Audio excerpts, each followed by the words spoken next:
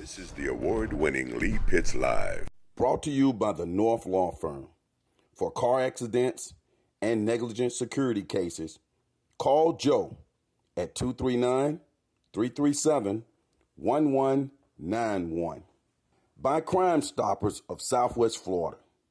Report crimes and get paid with nobody knowing your identity. 1-800-700-TIPS. And by Lee Health. Southwest Florida, welcome back to Lee Pitts Live. So glad you stayed with us on this Sunday morning. If you're watching us streaming around the world, we're glad you joined us as well. And if you're looking at us on social media, have at it. We have a dynamic principal here in our midst, one Carl Burnside of Dunbar High School. So good to get you here, man. You're a pillar in the community, my friend. Well, thank you, Lee. Always good to be with you. Won't hold it against you that you're a member of Kappa Alpha Psi fraternity. Well, I won't hold it against you that you're wearing a blue jacket of Phi Beta Sigma. Okay, so let's work together like the Panhellenic Council. Yeah, exactly. Hey, Carl, when I saw you in Washington, D.C., was it Washington or was it Tallahassee? Washington. Testifying before the Congress. I'm like, man, I knew that guy way back when. Tell us about you and what that experience was like, what you tried to get across in your in your comments to the federal government. Well, when I was asked to testify, and it wasn't, and one of the things I've said to my staff is that I was asked because of the amazing things we're doing at Dunbar High School. I happen to be the principal there. But I looked at that as an opportunity to be able to share all of the magnificent things at Dunbar High School. And it just it validated and confirmed that we're doing some great things, because that was really the reason that I was requested. Because the things we're doing, they're life-changing for students. We're on the cutting edge of so many different type of paths for our students. Mm-hmm. With all modesty, yes, you were there because you're the principal of Dunbar High School, and Dunbar High School is extremely successful. Under your leadership, I'm saying that you don't have to say that, you can still play modest and stuff. So great leadership there. Talk about what two of the things that you're most proud of in terms of the accomplishments at your high school. Well, I would say two of the things I'm probably most proud of. One is the fact that we have become the stellar deliverer of technology for high school students in the world. Mm-hmm. We actually have made a global impact, where that when you talk about Microsoft, we talk about Adobe, talk about Aruba, we talk about Amazon. When all of these corporate giants approach us about implementing the programs and that they have to our students, and then watching our students become world champions, national champions, state champions, not just one, but a multitude of students. And the fact that we've done that over a long period of time. So we're not a one-hit wonder. World champions in using their brains and technology, and you also have a championship atmosphere there too in terms of sports.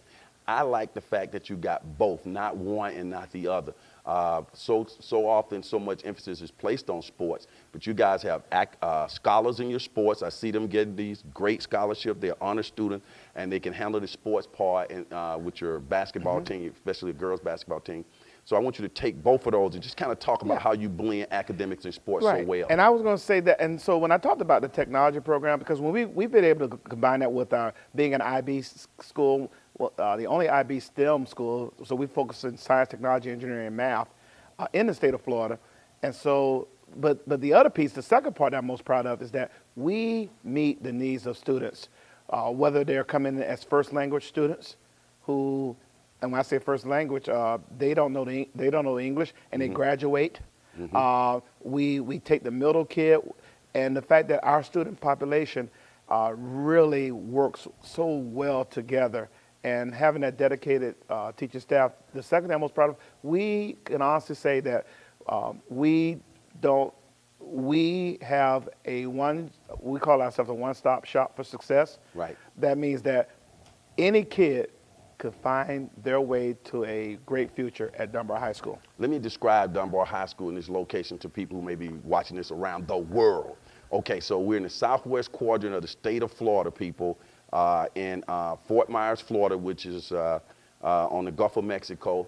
The Dunbar High School is located in the inner city, in the heart of the black community. Not that all students at Dunbar are black, whether that's a good thing or a bad thing, but that's just the physical location. So the perception may be that this is not where some people have negative perceptions of the black community. They don't put their kids, they don't bring their kids to the school, to that particular school, and it's one of the top high schools in the world.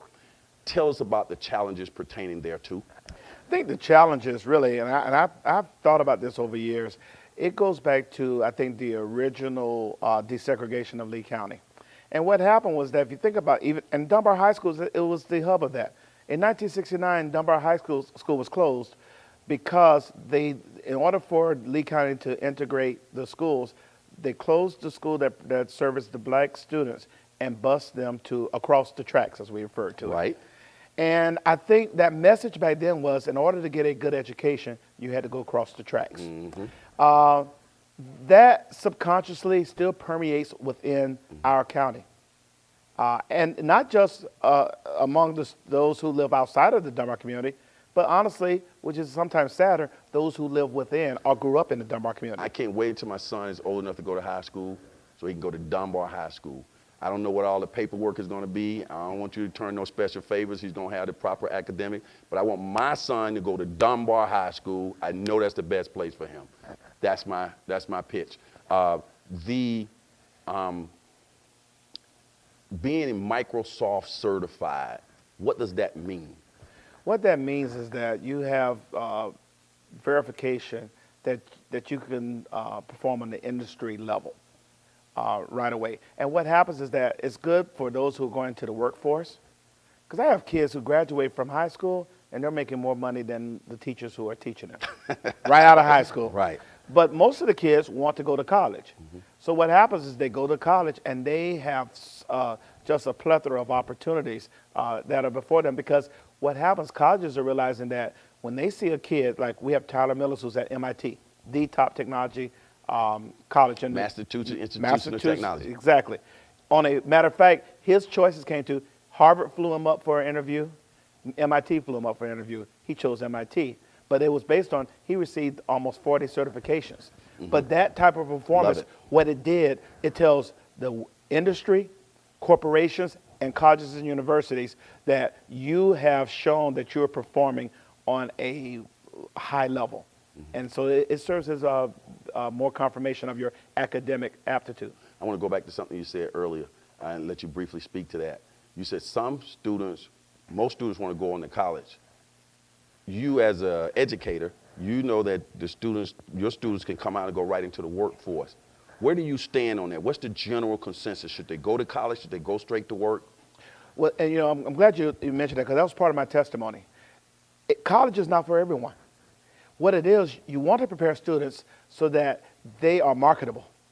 And in other words, that if they obtain skill sets and knowledge bases that are going to make them able to be an asset to a company, that's the most important piece of it. And that's what I tell everyone that Dunbar High School offers to kids.